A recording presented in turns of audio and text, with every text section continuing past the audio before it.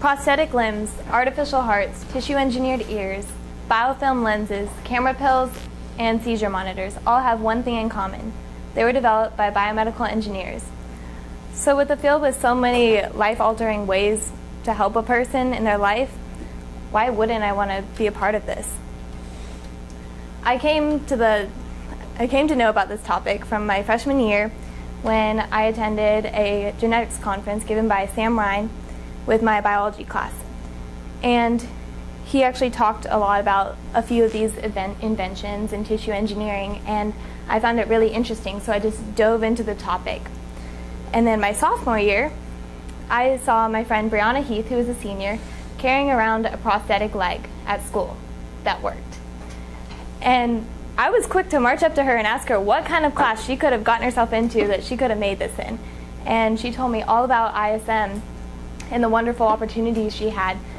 And she saw the spark in my eyes and just took me straight to Coach Goff's room, where I was nervous and she had to drag me in the room, but once I walked in and shook her hand, I knew that I was in a safe place and that there was a lot of opportunities in front of me, as well as Brianna, and I just wanted to be able to experience something amazing too. My name is Peyton Shawn, and I'm a junior at Frisco High School. I'm the youngest of three. My older brother is Derek, and he's 18 in college at A&M. And my sister Gloria also graduated from A&M, and she's 27 and married with family. I have a rescue Shih Tzu named Prince and a cat that wears a cape. From a young age, I learned the importance of being organized. Being I've switched houses between my dad's and mom's houses nearly every weekend since I was 3. And also another thing about me is that I've always been known as the helper. So even from wanting to help sweep up crumbs off the floor when I couldn't even reach the top of the broomstick, to wanting to climb on the roof with my dad to sweep off branches when I was 6. All these things, this passion has followed me throughout my whole life. And I just want to, although I don't find the same excitement in walking the dog or folding the laundry as I did when I was 7, I now see that passion carried with me in other activities that I put myself into. I'm not just in something just to be a part of it, I'm in it to make a lasting contribution, not just to say that, oh, I'm in Student Council and National Honor Society and I have all these difficult classes and everything. It's a difficult task to keep balance with everything, but I don't see these as a burden. I see it as wanting to, I see it as all building up to my character and helping me with who I am going to be in the future. So I'd like to bring out a quote by Oprah Winfrey, who said, "The key to realizing a dream is to focus not on success but significance, and then even the small steps and little victories on your path will take on greater meaning." This quote's really helped me through ISM, because throughout my whole journey, well, at the beginning, I was really nervous to make mistakes, and I worried that if something were to go wrong, then everything would fall apart and domino effect. But then, throughout this process, I learned that the only way to get better is to make mistakes and learn from those. And then you see that that's the only way to get more successful, is to challenge yourself and just keep challenging yourself. So then that goes along with my mission for this year in ISM. And at the beginning of ISM, we chose a goal to kind of follow. And I chose, my mission was to enhance my knowledge and passion in the field of biomedical engineering. With the support of mentor guiding me, I will develop the capacity to perform satisfactorily under pressure with confidence in the real working world, as well as in creating an original product that will exemplify my understanding of my topic. And I did just that, as you're about to see. So coming in to ISM, I knew that I wanted to study biomedical engineering, but there's so much that goes into that. There's tissue engineering, there's things with electronics and mechanical engineering. So I wanted to kind of get a grasp for all those different aspects. So these are just a few of the articles that I began researching and I found most interesting. So first I looked up about the field of biomedical engineering, and I found that it's actually a field that's growing a lot more than other fields. It's growing by 27% each year, and that's a lot. And then I also saw that many biomedical engineers work with other fields or even in other fields. Many are doctors, or some just work in a lab. There's so many different opportunities.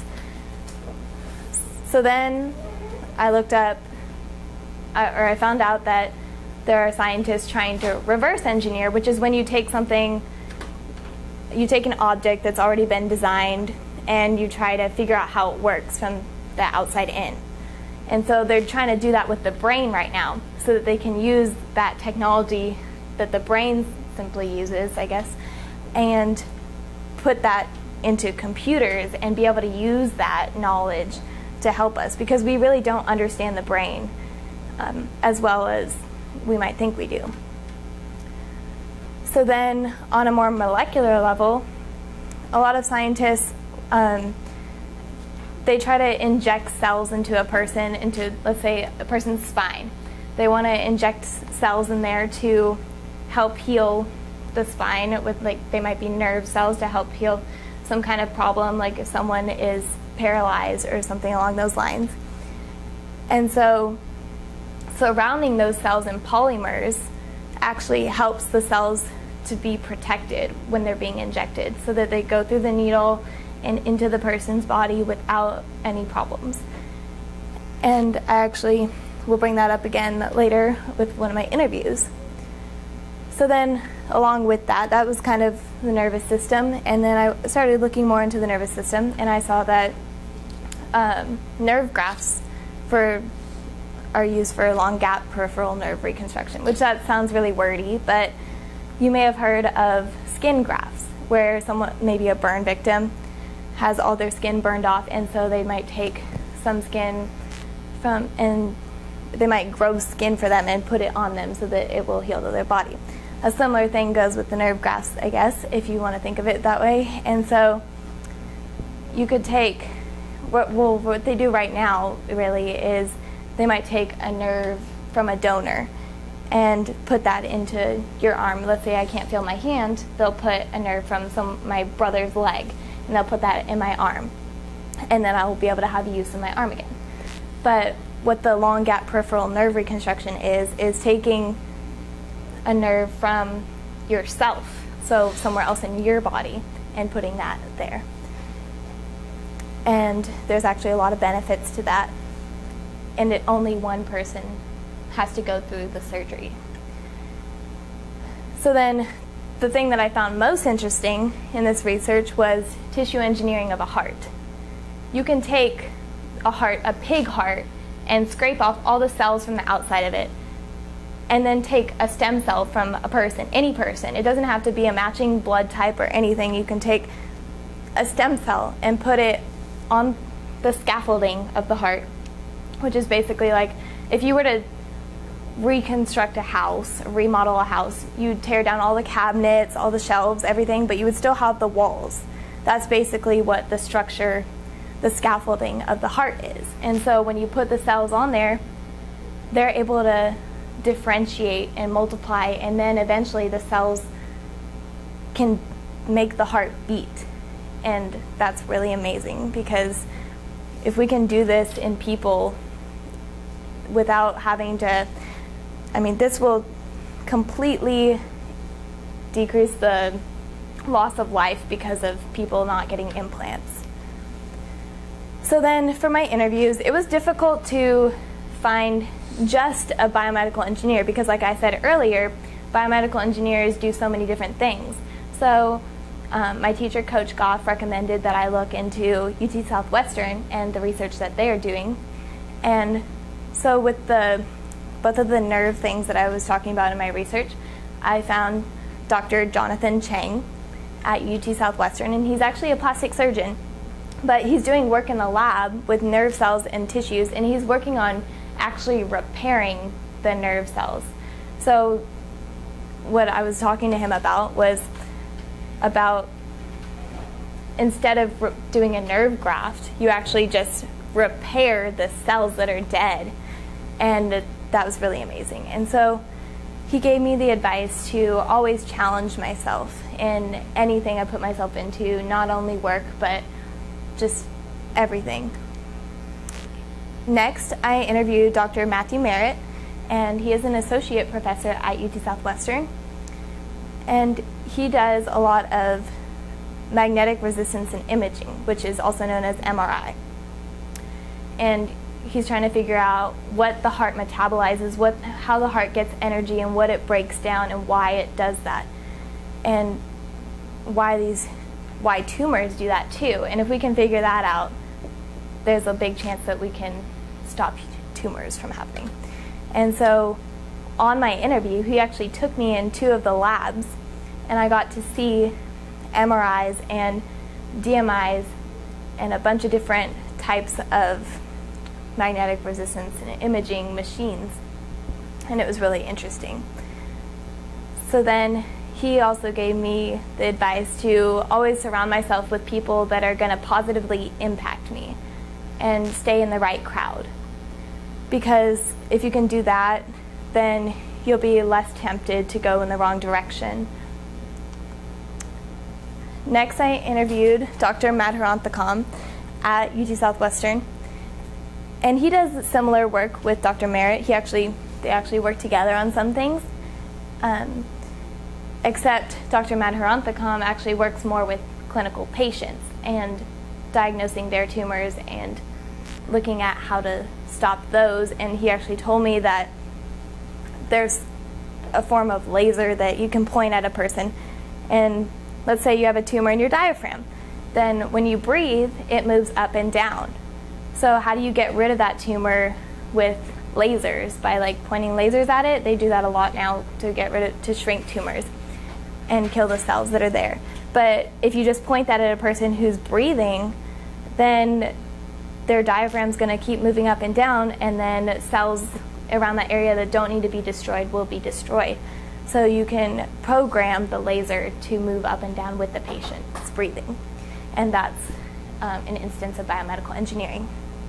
And while I was on this interview, he introduced me to Josh Greer, who's a graduate student, and he's working on his degree there at UT Southwestern. And I got a lot of great advice from him about college and research and places to look up, and it was a great experience. So my 4th interview was with Dr. Kadedu, and he is a urology and radiology professor and surgeon at UT Southwestern also. So he went to Johns Hopkins University, and he actually studied biomedical engineering, and that's how I found him. But he told me that throughout his college, he decided that he wanted to be part of surgery. So he began looking into orthopedics, and then eventually he found laparoscopic surgery and robotic surgeries. And so he wanted to be a part of this. So now he actually does that, and he is famous for it. He was the first surgeon in the US to perform a surgery through the belly button with the robotic arm. And he informed me about the importance of communication, because although he is a surgeon, he still has to work with biomedical engineers to make sure that the equipment is programmed correctly for the surgeries he's about to perform, because every body is different. So to do this, he has to know the engineering technical terms, and the engineers must know some of the medical terms too, so that they can work together and figure things out. So my 5th interview is with Dr. Nugent, and he's the director of cardiac catheterization and an associate professor at Children's and UT Southwestern. And I found him because I was looking into work at UT Southwestern about the lab work of biodegradable stents for structural heart disease, and I will get to that more in a little bit. And on my first interview, he allowed me to observe a surgery, and that was when I knew that I wanted to choose him as my mentor, because just the fact that he was that willing to have me learn from him was amazing to me. So then I asked him to be my mentor, and I've been going on mentor visits this whole year. And I get to see, although he is not a biomedical engineer, I get to see the work of a hospital and see if I would like to go that route with a background in biomedical engineering as well. So I've seen everything from observing surgeries to checking on patients to ICU rounds and a lot of different things. And one of the most interesting surgeries I saw was that there was an 18-year-old girl, and she had just had 2 babies within the past couple years. And so they couldn't do surgeries on her because of while she was pregnant and complications and a bunch of different things along those lines. So then as soon as she had the baby, they rushed her into surgery because she has had this really difficult heart problem. And so what I saw was them putting 2 stents into her heart and expanding them. And that way that she didn't have blockage, because she was having blockage in 2 of her pulmonary veins, which is a big problem. Then, other than surgeries, I also saw some biopsies too, which are another type of procedure also in the OR. And there was a little boy who was about 3 years old, and he's a little cutie, and I saw him a couple times actually because he had a heart transplant, and so he had to come in for biopsies where they take little alligator teeth and they go inside the body and rip out little, it looks like boogers of heart tissue, and then they send that off to the lab to make sure everything's all right, and they check his pressures in the heart by blocking things and then seeing how much blood flow is actually going into that area, and it looks like this boy is going to be all right. He's doing very well. So then a more sad part of what I saw was I did go on ICU rounds, and then also one day Dr. Nugent was rushed into the ICU to help take care of a little baby who's about 3 months old. And this baby was hooked up to ventilators and stomach tubes and all these different things, and almost brought me to tears because it was so sad just to see a child that little being so helpless and just struggling and not being able to really help. But then I realized that Dr. Nugent was able to help the baby, and he performed a procedure right there, although he couldn't take the kid to the actual OR. So then, for my original work, let me backtrack a little bit. With the research that I saw that Dr. Nugent was doing with UT Southwestern, I saw that there was a lot about biodegradable stents, and I was saying, what's biodegradable stents? What is that? How does that work? So first I looked up what actual stents are and how they're used and everything. And so with catheterization, which is what Dr. Nugent does, you take a needle and you go through a vein in a person's leg or arm or neck. It's usually the leg or neck though. And so you go through the vein all the way up to the heart, and then you slide a sheath over that. And sometimes there's a little balloon at the end of the needle, and on the outside of the balloon there's a crushed kind of metal tube, and you can see up there or even on here what the tube looks like once it's expanded. So you go in and there's all this blockage right here and plaque, and they can go and actually blow up the balloon, and so the balloon blows up right here and it expands the stent, and then they just pull out the needle and the balloon, and so only the stent remains. And right now these stents are primarily made of copper and aluminum and different metals. However, there is research, and it's just been approved that titanium stents can be released, but really having metal in your body is not the greatest thing. There's a lot of complications with that. And so Dr. Nugent and Dr. Welsh, who is the head of biomedical engineering at UT Southwestern, have been looking into studying what it would take to be able to have only one surgery that does this for a person. So that's where the biodegradable stent comes in. And these biodegradable stents are made from polylactic acid. And that's, you might think the word acid sounds like it's bad for you, but it's really not. It's just polymers. And so this is able to biodegrade into a person's body and become part of themselves. So with kids, they may not have this buildup of plaque right here. Kids may just have problems with the structure that they're born with, so that's called congenital heart disease. And so they have problems with the structure and the lumen of the inside of their vessels. So this is really important to that. And once you put in a metal stent, the surgeons have to keep coming back and doing more surgeries and going back in and expanding the stent more with the balloon again, or adding more stents, and it just creates more risk for complications and a bunch of other problems along those lines. So what I chose to do for my original work was to create an outline for how to make one of these stents. However, I figured out that it takes a long time to make one of these stents.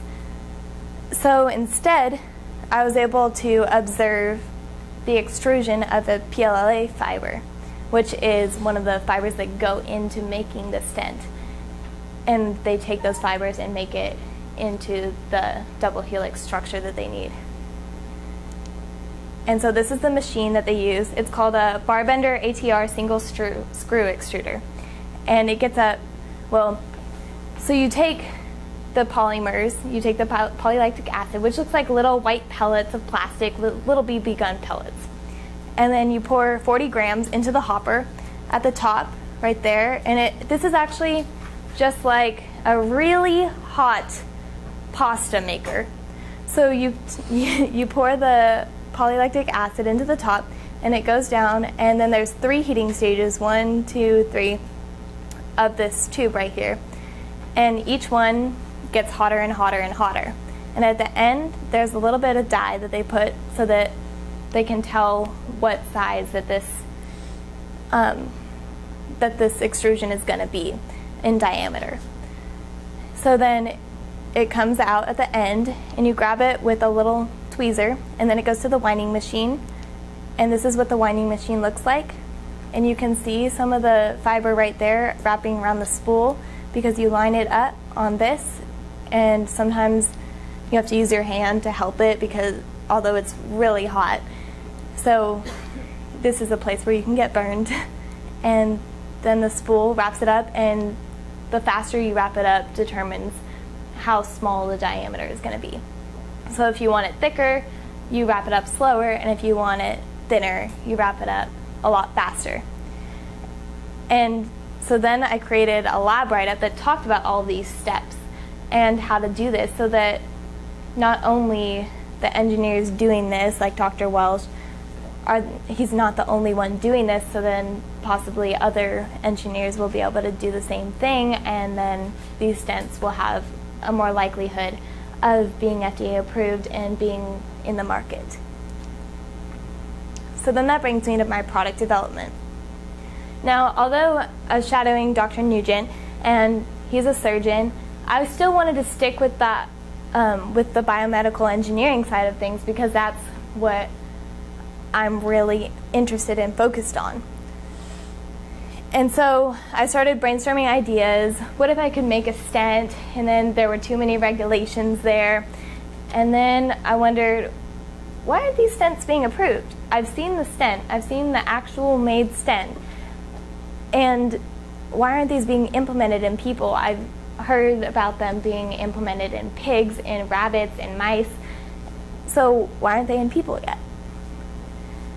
And so that brought me to the FDA approval plan, which was me creating an outline for the steps that these engineers need to follow in order to get the approval of the biodegradable stents. And I came to find all this information through the FDA website along with articles that Dr. Nugent gave me, and I came up with the idea because of my original work. So there are 3 types of classes for a device that the FDA sorts the devices into. So class 1 is low risk, class 2 is medium risk, and class 3 is high risk. Now, so these biodegradable stents are class 3 stents or class 3 devices because they're extremely complicated and they prolong a person's life, or may even, if something goes wrong with the stent, it could cause problems with the person's life. And so that is what makes it class 3, and only about 10% of devices are considered class 3. And these are very hard to get approved because you have to go through all of these steps, and each step has different papers that you must write and submit to the FDA.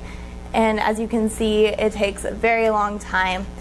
And first you have to come up with the concept, which the biomedical engineers have already done with this. And then there's all of the development. Then finally you have clinical trials, and then FDA review. And then that tells you if you get it approved or not, along with the reimbursement assignment. And so what I really looked at was all the papers that you have to write in order to get this approved. So there's PMA and IDE and GDP and a bunch of other things along those lines. And so there are certain precautions that you have to take in doing each of these steps, because you can't just do clinical trials without having approval on the way that you're going to do it. And so that's part of why these stents haven't been approved yet, because they haven't been implemented in clinical trials because it hasn't been approved yet. So what I'm really hoping is that all of these, that this outline goes towards helping the biomedical engineers get this approved. And not only will it help them get this approved, but this can also be applied to other engineers doing other things similar to this, because it's specific but not specific enough that you can't apply it to other things. And so if this FDA approval outline really helps the engineers, then they will eventually get this approved, and growing children won't have to keep having surgeries to have the stents expanded and all these possible risks and complications. So then that way they just have one surgery and they're fine after that, hopefully. And if they have to go in, it's a lot less risk, and you can choose the amount of time by coating the PLLA fibers in different enzymes so that they break down at different amounts of time in the person's body. So if someone just has a minor kind of problem, then they can make it break down really fast, and then it will become part of the person's body a lot sooner. And then, or if someone has a really difficult problem, then they can make it take longer for it to break down. And along with this, surgeons everywhere can do this, because these have already been released in other countries. In Europe, in Australia, these have been released already. So people already have biodegradable stents. And what this will help us do is catch up to those countries and even be ahead of them, because we have to do so much extra research than they have to do. And so we'll know more about what it takes for these to be successful.